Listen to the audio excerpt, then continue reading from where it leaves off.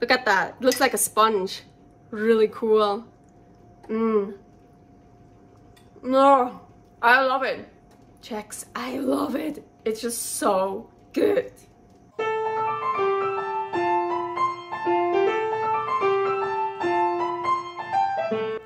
Carnivore Girl's Creative Carnivore Kitchen. No plants, no dairy, the next level cooking show. Carnivore recipes with meat, fish, seafood, eggs, gelatin, flavored seltzer, water and salt. From super easy to complicated, from quickly done to many hours in the kitchen. I always say everybody's body and brain are different, and you gotta figure out what works best for you. The carnivore lifestyle has tremendous benefits, healing effects, and is the best elimination diet. There are many different ways how to do carnivore. I found a way that momentarily works the best for me. In this cooking show, I'll show you it doesn't have to be boring and can be very creative, delicious and fun. I already created so many carnivore recipes on Instagram at karnivorgirl, and I have this never-ending list on my phone with tons of ideas.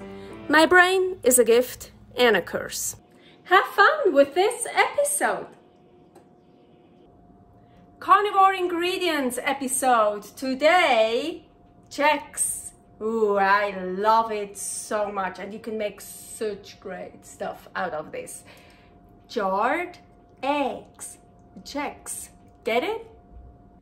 I want to sterilize my jars, so I have here the pressure cooker that I'm gonna use later, and I put in 3 quarts of water because that's the amount I will need later.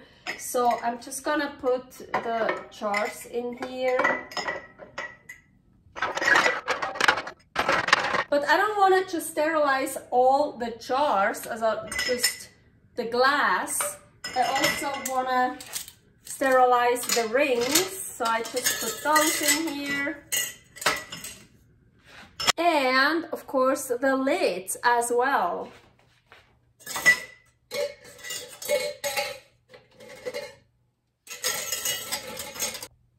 So I really just put everything in here with 3 quarts of water, and now I'm gonna put the lid on. And I don't want to pressure cook it, I just want to sterilize it. So I don't care about this and that, don't worry. I'm just gonna close this, and of course it's set on the highest, the heat. And once it starts boiling, the water, I'm just gonna let it boil for 10 minutes, and with the steam building up in there, everything should be nicely sterilized. For JEggs, I need eggs. So, but you see here also a big chunk of meat in the background. I only want to do 8 jars of JEggs. And my pot here holds 16 jars. So I also want to do 16 jars with meat. Why am I not doing only JEggs? Is because I've had many Eggsplosions before. Now I think I figured out how to do it, but in case they still explode, I'd rather have them on top, so the jars underneath, they don't explode. So if the JEggs explode, they will be on top and not underneath. That's why underneath I want meat. Anyways, I have here 10 eggs, large eggs. I'm pretty sure I'll be needing more. That's just how I'm gonna start off with. Salt. Oh yeah, you don't have to use salt for jarring. No, you really don't. You can if you want, and you don't even need canning salt. You just need regular pure salt. So regular salt meaning nothing else is in it. So here, this is not canning salt, this is just sea salt, but no anti-caking agent in it, no dextrose in it, no bullshit in it, just salt. And then I'm gonna blend these.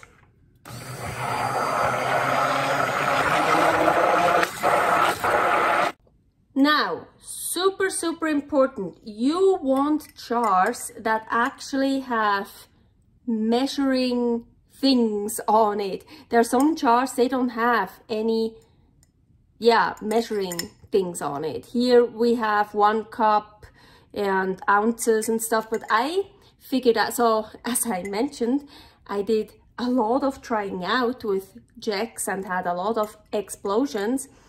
I figured out the 200 one. Yes, down here. I can maybe go a little bit higher, but let's do 200, because I would like, of course, to, at the end, when the JEggs are cooked, when they're full, that it is, the whole jar is full and I don't have a huge gap. But yes, believe me, eggs, when they bake, they expand so much. So I can only fill it till here. So yeah, don't fill it till here. You get literally an explosion.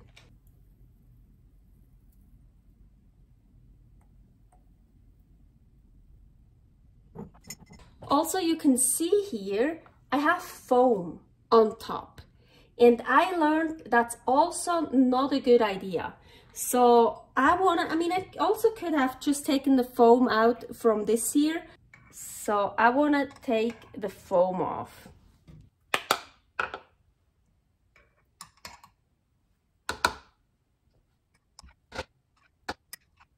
Yeah, and I'm gonna take off the foam from the big one. Probably a better idea.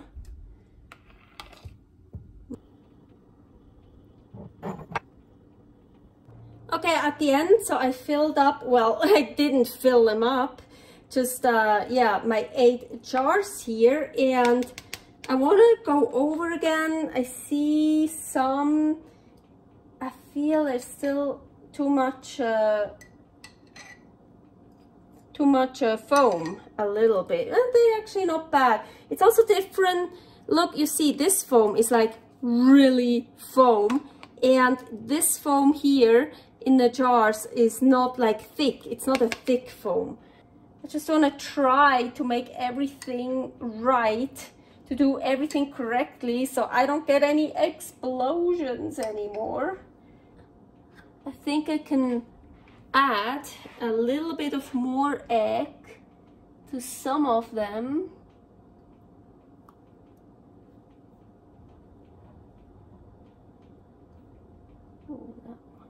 So now a very important part here. This is a freshly washed towel and here it's damp. So I'm gonna clean the rims here. And with the eggs, actually, it's not such a big deal because it shouldn't be that hard to fill the eggs till here without splattering it all over, and you don't have like meat pieces or whatever. So anyways, damp, fresh towel, and then the dry side. So now we know it's super clean, and always use new ones.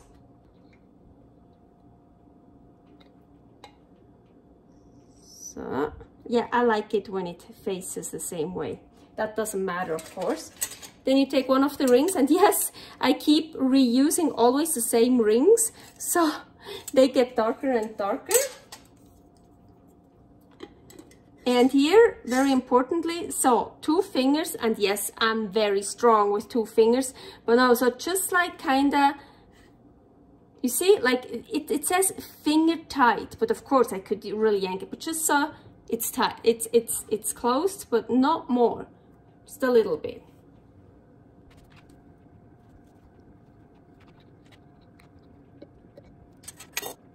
I actually just remember, yes, I'm so bad. I don't put the ball in front. I put the image in front. That's what I did with the other jars. So I want, of course, I want to do those the same.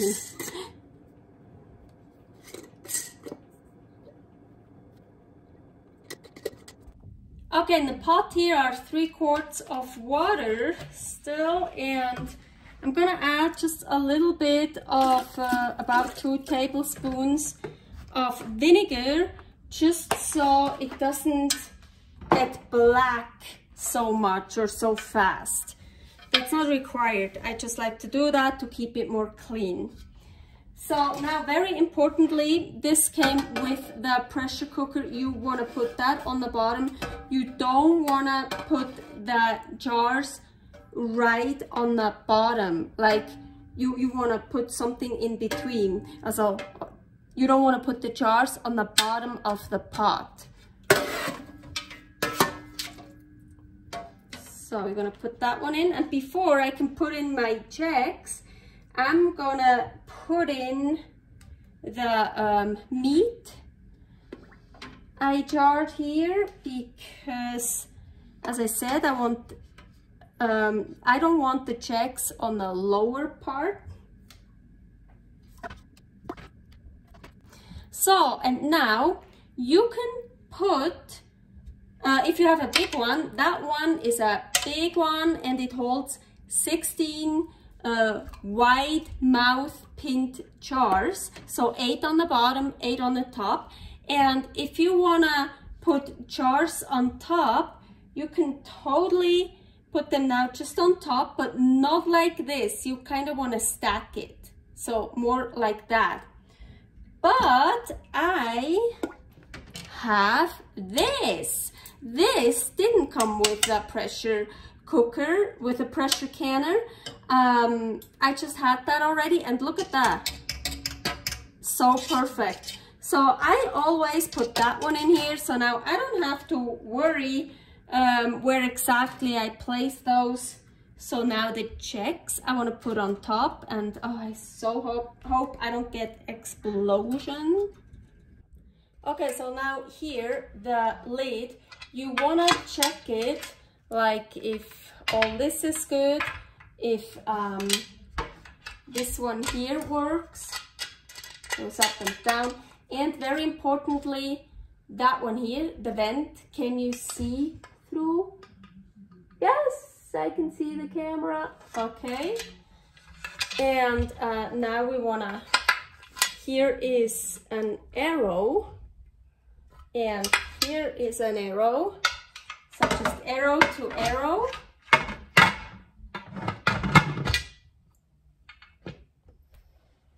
Close it. So, and now I'm gonna turn on the heat here on the highest.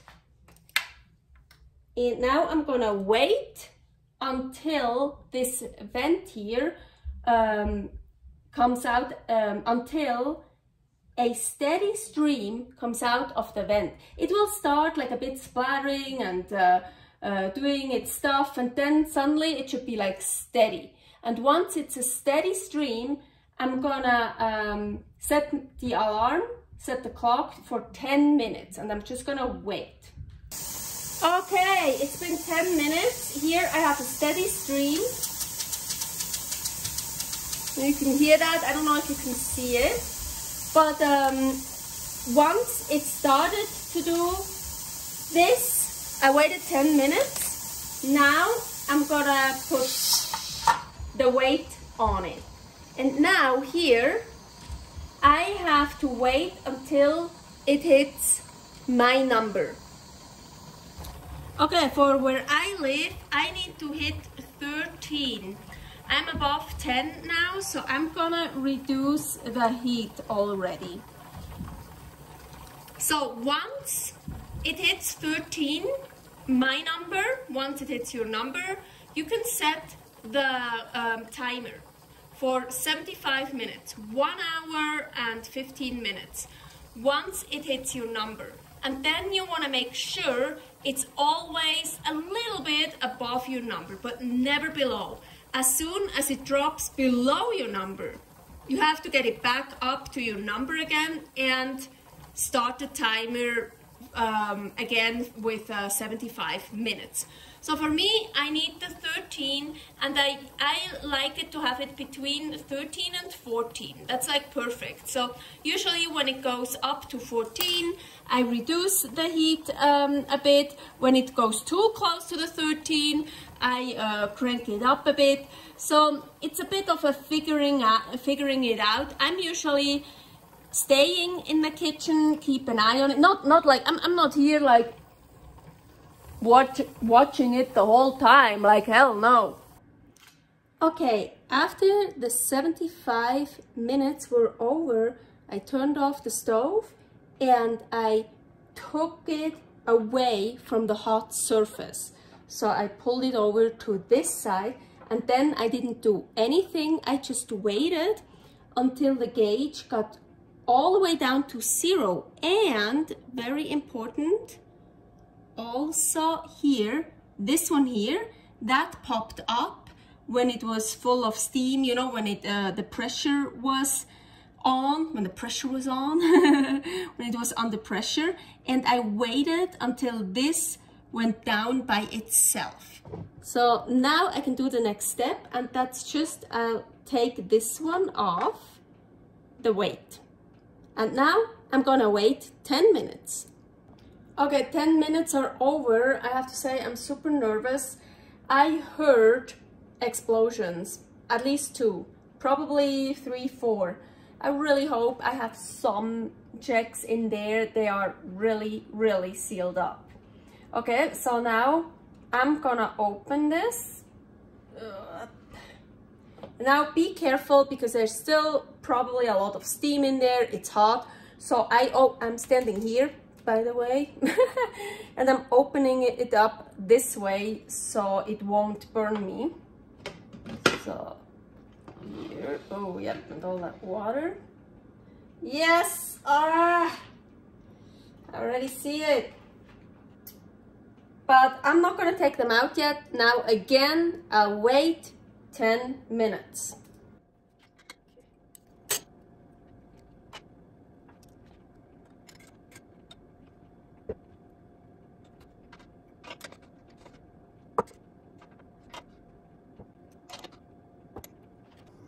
Okay, what happened here? Let me explain.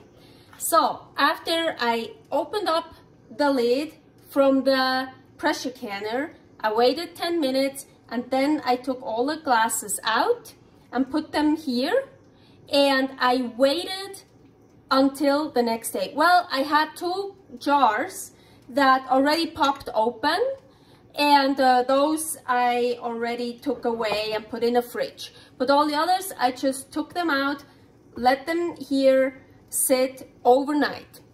And then the next day, here, I took off all these rings, and some of them, the lid came right with it. And then I did the seal test. Seal test, very important. So you see here is the lid.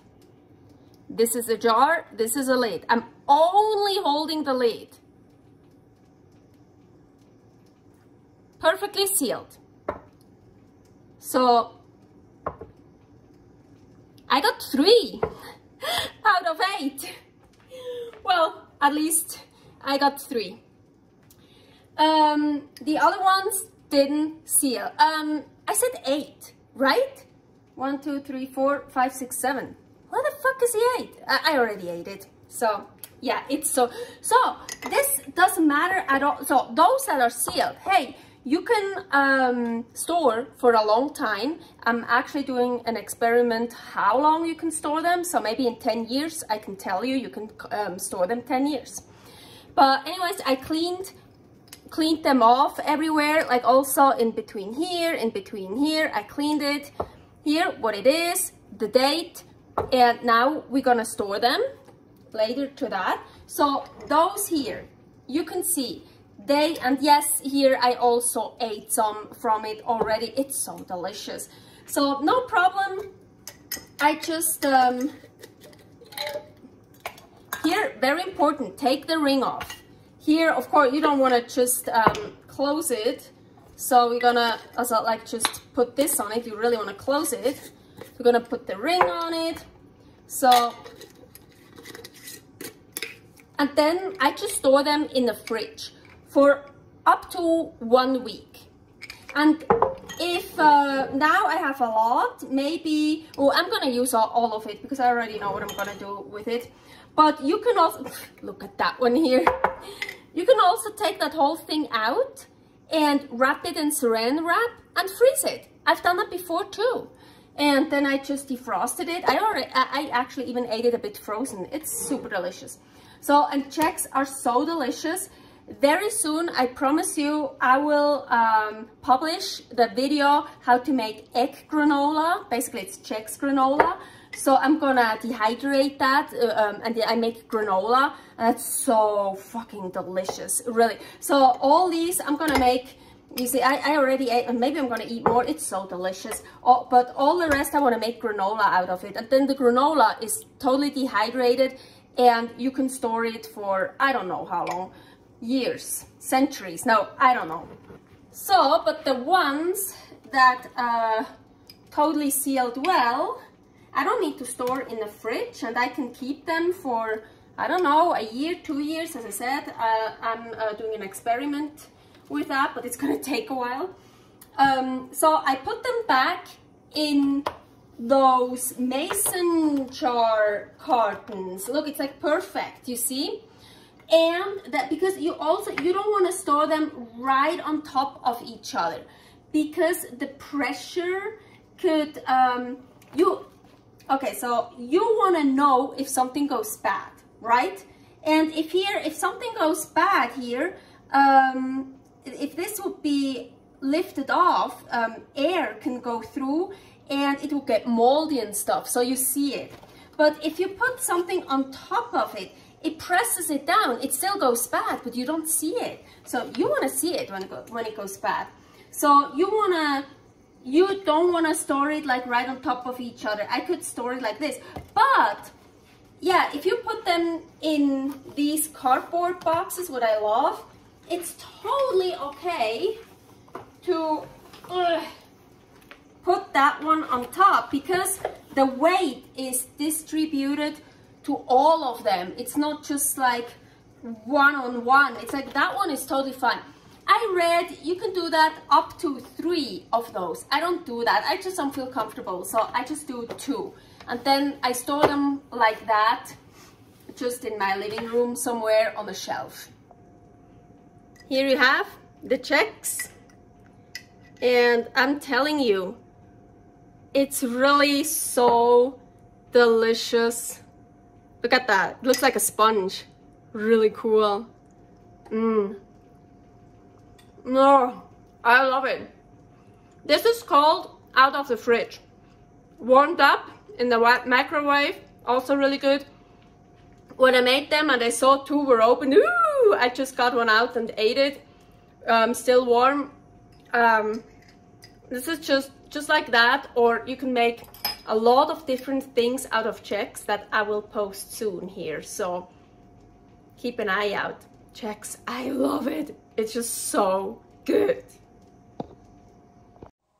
Thanks for watching. If you try out this recipe, please tag me and let me know how you like it. Subscribe, share, like, comment, follow me on Instagram @karnivorgirl.